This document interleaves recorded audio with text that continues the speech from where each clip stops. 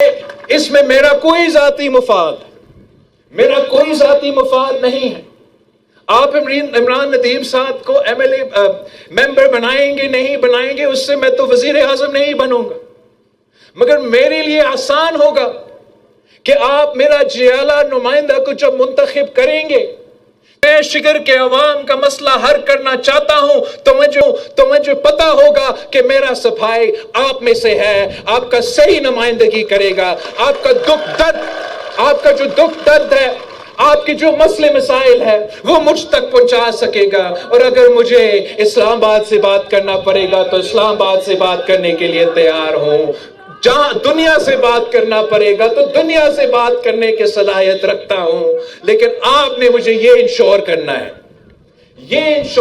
ہے کہ آپ نے عمران بھائی کو جتوانا ہے. فارم 45 کا بندوبست آپ نے کرنا ہے. انشاءاللہ تعالی فارم 47 کا بندوبست میں کر لوں. ہمیں پورا اعتماد ہے کہ پاکستان پیپلز پارٹی کے ساتھ انشاءاللہ تعالی اس الیکشن میں نہ کوئی ناانصافی نہیں ہوگا، کوئی زیادتی نہیں ہوگا. ہمارا کسی سیٹ کا کوئی چوری نہیں کرے گا.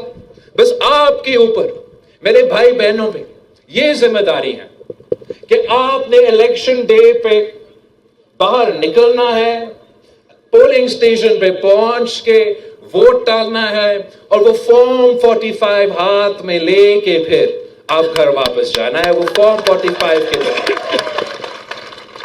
اور ہم نے پاکستان پیپلز پارٹی جو کہ جمہوری پسند پارٹی ہے، جو ہمیشہ سے جمہوریت کے راستہ پہ چلا ہے، ہم نے کسی سے کبھی کوئی فیور نہیں مانگا ہے. ہم نے کبھی کسی سے یہ درخواست نہیں کیا کہ ہمیں سلیکٹ کر کے لے کر آئے. میں نے کبھی کسی سے یہ درخواست نہیں کیا کہ میرے لیے کوئی فارم 47 کا بندوبست کر کے مجھے غیر مناسب طریقے سے حکومت، کسی صوبائی حکومت ہو یا کوئی وفاقی حکومت ہو، ہم نے صرف اور صرف فری اینڈ فیئر الیکشن کا مطالبہ کیا، نیوٹرالٹی کا مطالبہ کیا. کل بھی پاکستان پیپلز پارٹی کا یہ مطالبہ تھا کہ صاف و شفاف الیکشنز ہو. آج بھی میرا مطالبہ ہے کہ گلگت بلتستان میں صاف و شفاف الیکشنز کروایا جائے. اور میرا آپ سے اپیل ہے کہ تیر پہ تھپا لگا کے میرا نمائندے کو منتخب کروا کے مجھے یہ مدد کرے تاکہ میں آپ کا خدمت کر سکوں، میں گلگت بلتستان کا خدمت کر سکوں، میں شگر کے عوام کا خدمت کر سکوں، اسی طریقے سے جیسے قائد عوام شہید ذوالفقار علی بھٹو نے کیا تھا، اسی محبت کے ساتھ، اسی جوش کے ساتھ جیسے شہید محترمہ بینظیر بھٹو نے کی تھی. قائد عوام شہید ذوالفقار علی بھٹو نے کپڑا اور مکان کا نعرہ لگایا تھا، اور وہی ہماری بنیادی فلسفہ روٹی کپڑا اور مکان کا ذمہ داری پاکستان پیپلز پارٹی سمجھتی ہے کہ حکومت کو اپنا کردار ادا کرنا چاہیے کہ عوام کے لیے خاص طور پہ جو پسماندہ طبقہ ہے ان کو معاشی طور پہ، مالی طور پہ مدد کرنا چاہیے. اور جو نچلا طبقہ جس میں پاکستان کی سب سے بڑا آبادی بھی موجود ہوتا ہے، پسماندہ طبقہ کا خیال رکھتا ہے تو پورا معیشت کو فائدہ ہوتا ہے، پورا ملک کا فائدہ ہوتا ہے. اور آپ انشاءاللہ تعالی ہمیں ہمارے ساتھ دیں گے تو جو ہمارا گلگت بلتستان کے ساتھ وعدہ ہے وہ ایک تو قائد عوام شہید ذوالفقار علی بھٹو کا روٹی کپڑا اور مکان کا نعرہ پہ ہی ہمارا منشور بیسڈ ہے، مگر خاص طور پہ جو گلگت بلتستان کے لیے میرا منشور ہے وہ آپ کو یاد ہے یا نہیں؟ وہ پاکستان پیپلز پارٹی کا منشور ہے کہ ہم نے گلگت بلتستان کے عوام کو اپنا حقوق دلوانا ہے، گلگت بلتستان کے عوام کو حق حاکمیت دلوانا ہے، حق ملکیت دلوانا ہے، اور ان کا حق روزگار کو یقینی بنانا ہے. پچھلی دفعہ بھی یہ میرا آپ سے وعدہ تھا، یہ میرا آپ سے منشور تھا. مجھ سے 9 سیٹیں چوری کیے گئے، جو مجھ سے 3 سیٹوں کے زور پہ جو مجھ سے ہو سکا ہمارے پاکستان پیپلز پارٹی کے نمائندوں نے، پاکستان پیپلز پارٹی کے امیدواروں نے کوشش کی. اس ہاؤس میں آپ کی آواز بننے کے لیے، آپ کے مسائل کا حل نکالنے کے لیے. لیکن اس دفعہ مجھے آپ سے اپیل ہے کہ آپ پورا گلگت بلتستان میں اگر پاکستان پیپلز پارٹی کا حکومت بنائیں گے اور شکر سے لے کے گلگت تک پاکستان پیپلز پارٹی کے نمائندے کو، پیر کو نمائندے کو جتوائیں گے، تو میں اصل معنوں میں صحیح طریقوں سے پورا پاکستان پیپلز پارٹی کے منشور پہ عمل درآمد کر سکوں گا. اگر آپ ہمارے کم نمائندے ہوں گے، دوسرے نمائندے ہوں گے، میں پھر بھی آپ کا آواز بنوں گا، پھر بھی آپ کے جو مسائل ہیں ان کو حل کرنے کی کوشش کروں گا.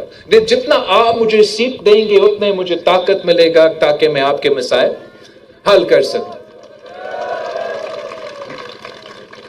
میں سمجھتا ہوں کہ جہاں تک حق حاکمیت کی بات ہے اس میں پاکستان پیپلز پارٹی نے تاریخی طور پہ گلگت بلتستان کے عوام کی حقوق کی جدوجہد میں صف اول کا کردار ادا کیا، اور آگے جا کے جو گلگت بلتستان کا عوام کا خواہش ہے، جو گلگت بلتستان کے عوام کا مطالبہ ہے کہ 18ویں ترمیم کے جو فائدہ ہے، 18ویں ترمیم کے جو اختیار ہے، جو 18ویں ترمیم نے اختیار باقی صوبوں کو دلوائے ہیں، وہ اختیار، وہ طاقت، وہ وسائل کا مالکی، وہ حقوق ہم نے گلگت بلتستان کے عوام کو بھی انشاءاللہ تعالی دلوانا ہے.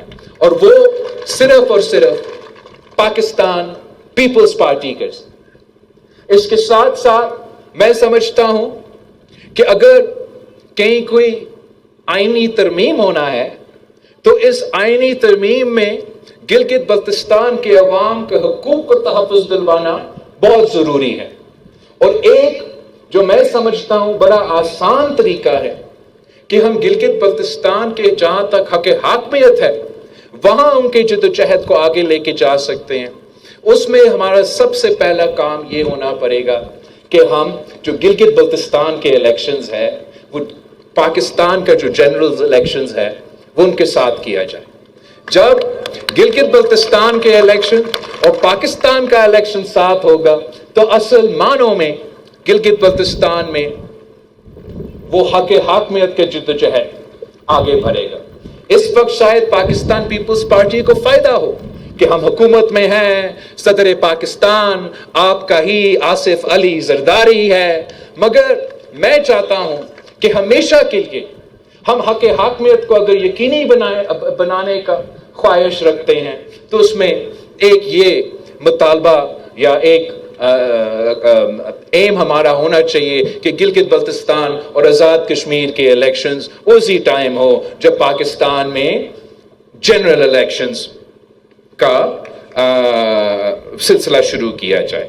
اس کے ساتھ ساتھ جو آپ کا حق ملکیت ہے، جب پاکستان پیپلز پارٹی اور آپ ہمارے مقابلے میں جتنے بھی سیاسی جماعتیں ہیں، ہمارا اس پہ ہمارا نظر کچھ اور ہے، ان کا خیال کچھ اور ہے. وہ ہر چیز کو اسلام آباد سے چلانا چاہتے ہیں.